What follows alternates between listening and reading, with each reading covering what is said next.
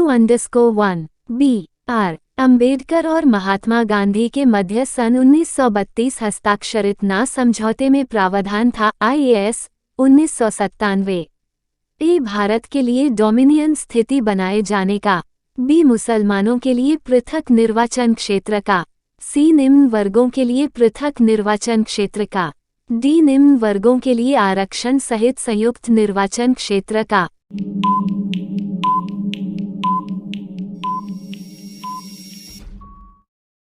सही जवाब है डी निम्न वर्गों के लिए आरक्षण सहित संयुक्त निर्वाचन क्षेत्र का। व्याख्या। पूना पैक्ट अथवा पूना समझौता भीमराव आंबेडकर एवं महात्मा गांधी के मध्य पुणे की यरवदा सेंट्रल जेल में 24 सितंबर 1932 को हुआ था। अंग्रेज सरकार ने इस समझौते को सांप्रदायिक अधिनियम या कम्युनल अवार्ड में संशोधन के रूप में अनुमति प्रदान की। क्वेश्चन 2 वह कौन सा अधिनियम था जिसने भारत में सत्ता ब्रिटिश ईस्ट इंडिया कंपनी से ब्रिटिश क्राउन में स्थानांतरित की थी। ए भारत सरकार अधिनियम 1833। बी भारत सरकार अधिनियम 1935। सी भारत सरकार अधिनियम 1947। डी भारत सरकार अधिनियम 1858।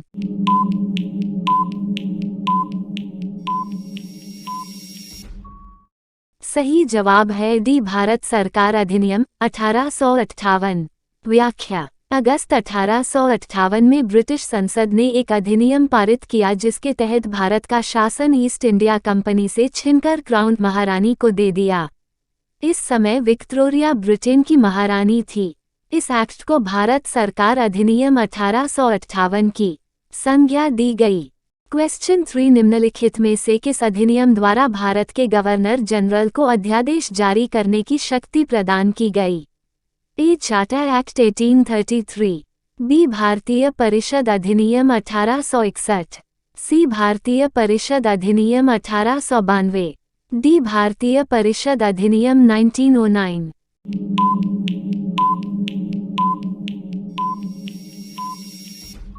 सही जवाब है बी भारतीय परिषद अधिनियम 1861। व्याख्या। भारतीय परिषद अधिनियम 1861 भारत के संवैधानिक इतिहास की एक युगांतकारी तथा महत्वपूर्ण घटना है। यह मुख्य रूप से 2 कारणों से विशेष है। एक तो ये कि इसने गवर्नर जनरल को अपनी विस्तारित परिषद में भारतीय जनता के प्रतिनिधियों को नामजद करके उन्हें विधायी कार्य से संबद्ध करने का अधिकार प्रदान दिया तथा दूसरा ये कि इसने गवर्नर जनरल की परिषद की विधायी शक्तियों का विकेंद्रीकरण कर दिया, जिससे बंबई और मद्रास की सरकारों को भी विधायी शक्ति प्रदान की गई।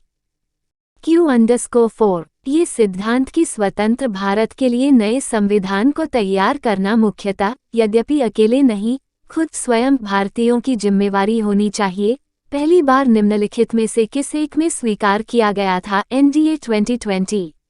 भारत सरकार अधिनियम 1935। लिनलिथगो का अगस्त प्रस्ताव, क्रिप्स प्रस्ताव, कैबिनेट मिशन।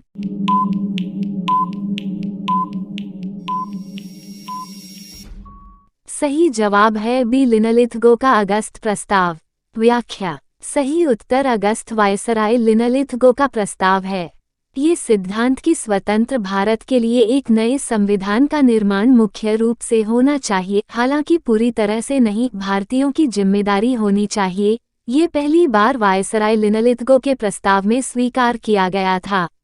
यह 8 अगस्त 1940 को बनाया गया था। इसने एक सलाहकार युद्ध परिषद की स्थापना के अलावा वायसराय की कार्यकारी परिषद के विस्तार की भी पेशकश की। हालांकि कांग्रेस पार्टी ने प्रस्ताव को अस्वीकार कर दिया क्योंकि इसने प्रभुत्व का दर्जा प्रदान किया।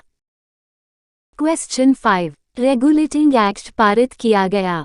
ए 1773 में, बी 1771 में, सी 1785 में, डी 1793 में।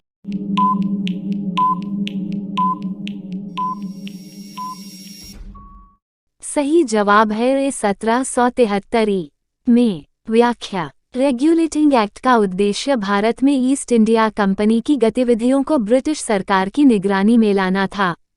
इसके अतिरिक्त कंपनी की संचालन समिति में आमूल-चूल परिवर्तन करना तथा कंपनी के राजनीतिक अस्तित्व को स्वीकार कर उसके व्यापारिक ढांचे को राजनीतिक कार्यों के संचालन योग्य बनाना भी इसका उद्देश्य था।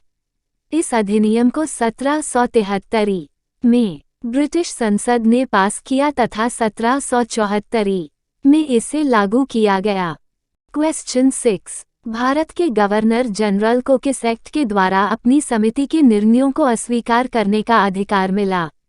ए 1773 का रेगुलेटिंग एक्ट, बी 1784 का पिट इंडिया एक्ट, सी 1786 का अमेंडमेंट एक्ट, डी 1813 का चार्टर एक्ट।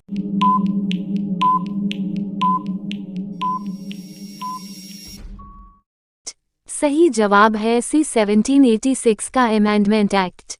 व्याख्या 1786, 1793 का चार्टर एक्ट अधिनियम पिट ने 1786 का अधिनियम पारित करवाया, जिसका प्रमुख उद्देश्य कॉर्नवालिस को भारत के गवर्नर जनरल के पद के लिए तैयार करना था।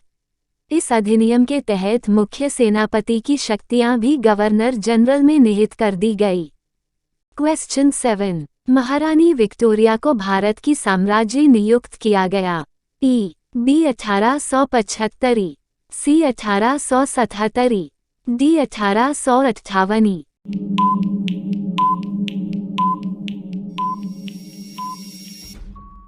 सही जवाब है सी 1877 ईसा पूर्व में।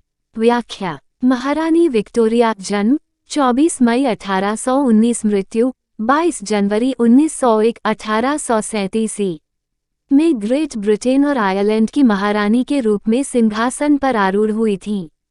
1877 में उन्हें भारत की सम्राज्ञी घोषित किया गया था।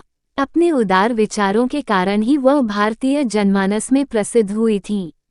मात्र 18 वर्ष की उम्र में ही विक्टोरिया राजगद्दी पर आसीन हो गई थीं। भारत का शासन प्रबंध 1858 में ईस्ट इंडिया कंपनी के हाथ से लेकर ब्रिटिश राजसत्ता को सौंप दिया गया। इसकी जो उद्घोषणा महारानी के नाम से की गई, उससे वह भारतीयों में जनप्रिय हो गईं, क्योंकि ऐसा विश्वास किया जाता था कि उद्घोषणाओं में जो उदार विचार व्यक्त किए गए थे, वे उनके निजी और उदार विचारों के प्रतिबिंब स्वरूप थे। क्वेश्चन 8। साम्राज्य विक्टोरिया ने 1858 की घोषणा में भारतीयों को बहुत सी चीजें दिए जाने का आश्वासन दिया था। निम्न आश्वासनों में से कौन सा ब्रिटिश शासन ने पूरा किया था? रियासतों को हड़पने की नीति समाप्त कर दी जाएगी। देशी रजवाड़ों की यथास्थिति बनाए रखी जाएगी। भारतीय व यूरोपियन सभी प्रजा को समान व्यवहार मिलेगा। भारतीयों के सामाजिक व धार्मिक विश्वासों में कोई हस्तक्षेप नहीं होगा।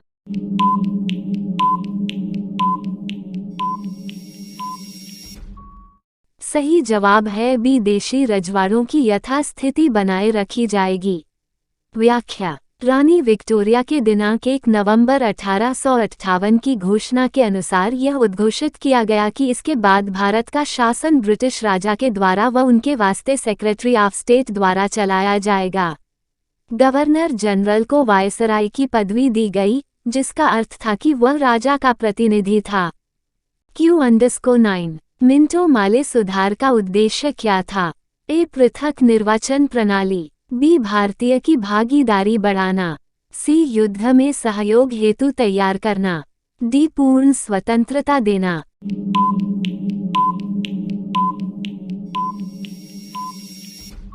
सही जवाब है ए, पृथक निर्वाचन प्रणाली।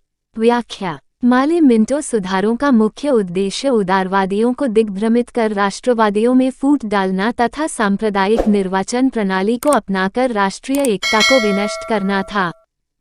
क्वेश्चन 10। माले मिंटो सुधार बिल किस वर्ष में पारित किया गया? यूपीपीसीएस 1994, ए 1905 में, बी 1909 में, सी 1911 में, डी 1920 में।